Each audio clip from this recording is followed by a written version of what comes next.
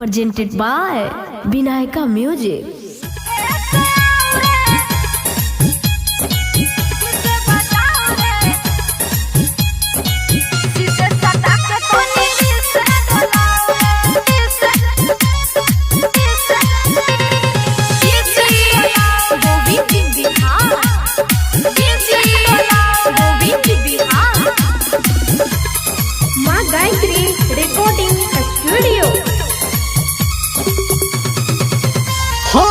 होठ में लाली कानों में बहाली, होठ में लाली कानों में बहाली, सुन के छौरी झुमका बहाली हमरा कौन दिखाऊ रे। ऐसे आओ रे बिस बजाओ रे शीशे सटा के कोनी डिस डोलाओ रे।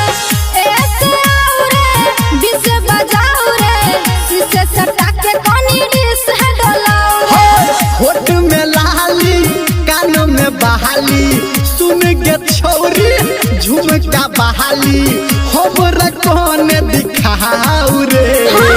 ऐसे आओ रे बिस बजाओ रे शीशे सटा के कोनी डिस डोलाओ रे। ऐसे आओ रे बिस बजाओ रे शीशे सटा के कोनी डिस डोलाओ रे। ऐसे आओ रे बिस बजाओ रे शीशे सटा के कोनी डिस डोलाओ रे।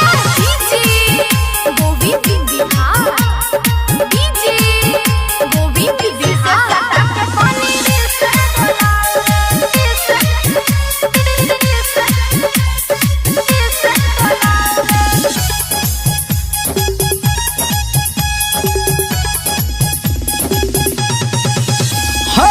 भाजा दही आहे पाँच गे देखबो तो हर नाच गे। उमर हमर छै काच रे किया लगाब छाछ रे। देबोगे नमरी देखा दे टंगरी, देबोगे नमरी देखा दे टंगरी लहंगा कहने उठाऊ रे।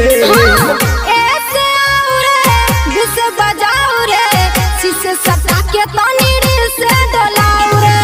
ऐसे आओ रे बिस बजाओ रे शीशे सटा के तनी डिस डोलाओ रे।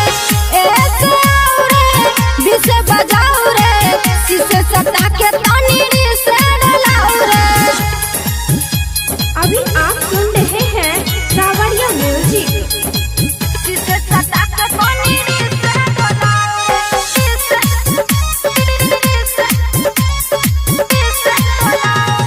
DJ Govind Bihar, DJ Govind Bihar.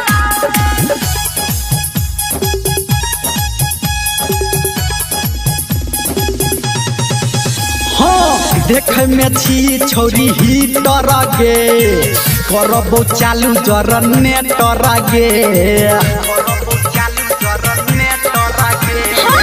देख ले हमारा थिएटर रे गाना लगा के कोनो बेटर रे। गाना लगा के कोनो बेटर रे। कहो धर्मेंद्र निर्मलिया गे संजय गौतम तोरा बेरिया गे लज